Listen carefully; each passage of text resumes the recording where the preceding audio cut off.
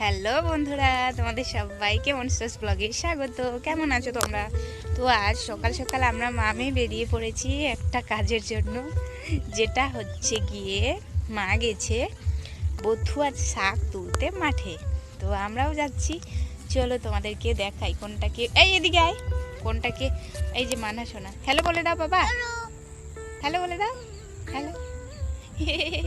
তো আমরা যাচ্ছি মায়ের এখানে। এখন মা গেছে পশ্চিম দিকে মাঠে, তাই আমরাও যাচ্ছি। আর আমরা কোনটাকে বথুয়া কোনটাকে চথুয়া শাক বলি তোমাদের দেখাবো, চলো। আমরা সাধারণত চথুয়া বলি, আবার ভালোবাসায় বথুয়া বলে সবাই। তো চলো দেখাই তোমাদের কতগুলো হয়েছে মাঠের মধ্যে। তো এই যে ফাইনালি চলে আসছি আমরা আবার মাঠে, মায়ের কাছে যেতে চাচ্ছি আর কি। দেখো চারিদিকে কিভাবে কুয়াশা, আর মাঠটা তো পুরো কি সুন্দর সবুজ ও হলুদ, সরিষা আর গম আর কি। আর এই যে আমার সোনা, আমার খরগোশ গাজর খাচ্ছে, এই যে গাজর খাচ্ছি। তো আমরা যাচ্ছি এই যে আজকে চতুয়া শাক তুলতে। আমরা চতুয়া বলি, তোমরা সবাই আমি জানি তোমরা বথুয়া বলো। তো যাই হোক, বথুয়া শাক তুলতে মা গেছে আর আমরাও যাচ্ছি মা মেয়ে মিলে। তো চারিদিকটা দেখতে এত সুন্দর লাগছে, মানে চোখ সরানো যাচ্ছে না। দেখো তোমরা নিজেই চারিদিকের ভিউটা কি সুন্দর, ভীষণ সুন্দর লাগছে তাই না? আর এই সময়টা এত সুন্দর লাগে, মানে ফসলগুলো দেখতে চারিদিকে কুয়াশাচ্ছন্ন, আর মাঠে সবুজ হলুদ, কি সুন্দর লাগে, একদম রূপকথার রাজ্যের মতো বলতে গেলে। যাই হোক, এই যে মা এই ভুট্টার জমিগুলোতে, ভুট্টাগুলো প্রায় এখন ছোটই আছে।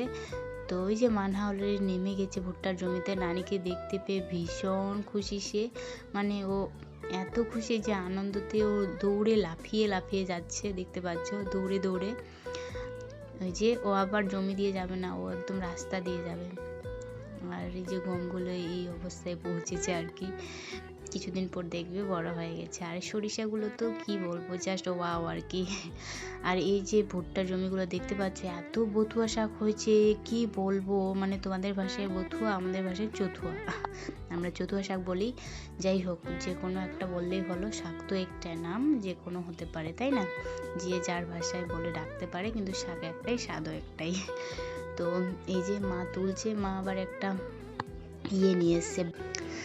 আর এই যে মানা সোনাও তোলার চেষ্টা করছে, আর মা একটা ব্যাগ নিয়ে এসে পলিথিনের যে ট্রান্সপারেন্ট ক্যারি ব্যাগগুলো পাওয়া যায় না, পলিথিনগুলো, ওগুলো নিয়ে এসছে। আমি বললাম ঝুড়ি নিয়ে চলো, তো বলছে না, ঝুড়ি নিয়ে গেলে আনতে অসুবিধা হয়, আর এটা হাতে ঝুলিয়ে নিয়ে আসো বিন্দাস, খুব ভালো হয়। আর আমি তোমাদেরকে দেখাচ্ছি, দেখো কতগুলো বথুয়া শাক হয়েছে, এই যে দেখতে পাচ্ছ, অনেক অনেক বিশাল হয়েছে। তারপর আমিও লোভ না সামলাতে পেরে আর কি আমিও তুলতে শুরু করলাম। এই যে দেখো, আমরা পুরোটা ডগা পর্যন্ত তুলছি না, শুধু ওই যে আগাটা একটু তুলে নিচ্ছি, ওখান থেকে তোলা হয়ে যায়, বাড়িতে এনে শুধু একটু বেছে নিলেই হয়, কারণ জ্বর সহ উঠালে না কেমন যেন একটা ভালো দেখায় না।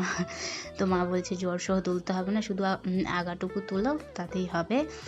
আর এই যে দেখতে পাচ্ছি সবুজ সবুজ একদম তাজা শাক, যারা শাক পছন্দ করো অবশ্যই তাদের তো ভালো লাগবেই লাগবে, ভীষণ সুন্দর লাগছিল। আর ভুট্টাগুলো বড় হয়নি, শাকগুলো তুলতে বেশ আনন্দ হচ্ছিল আমার, কারণ শুধু শাক শুধু শাক, মানে কোনো ফসল নেই। আর ফসলগুলো তো দূরে দূরে লাগানো, দেখতে পাচ্ছ ভুট্টাগুলো অনেকটাই দূরত্বর মধ্যে লাগানো হয়, একটা একটা লাইন বাই লাইন করে দেওয়া আছে, তার জন্য এই শাক তুলতে অসুবিধা হচ্ছে না। আর গমের জমিতে তুলতে গেলে কেননা হাতে গম এসে যায় আর ছিঁড়ে যায়, ভীষণ খারাপ লাগে। আর ভুট্টার ক্ষেত্রে কিন্তু তেমনটা হয় না, তাই না? তো এই যে মা তুলছে, মা বলছে এত ভালো লাগছে যে বাড়িতে যেতে ইচ্ছেই করছে না, শুধু তুলি আর তুলি শাক। এই যে দেখতে পাচ্ছ, ভীষণই সুন্দর লাগছে তুলতে। আর শাক এত হয়েছে মারাত্মক, মানে কি বলবো। কালকেই দুইজন নিয়ে গেছিলো, আমরা দেখে গেছিলাম বিকেলে যে শাক তুলতে এসে, তখনই বলছিল মা যে আমরাও কালকে তুলে নিয়ে যাব। আর এই শাকটার নিয়ম কি জানো, মানে প্রথম একটু স্বাদটা অনেক বেশি ভালো লাগে, আর তখন তৃতীয়বার রান্না করো, প্রথমবারের মতো আর স্বাদ হয় না, ঠিক তাই না?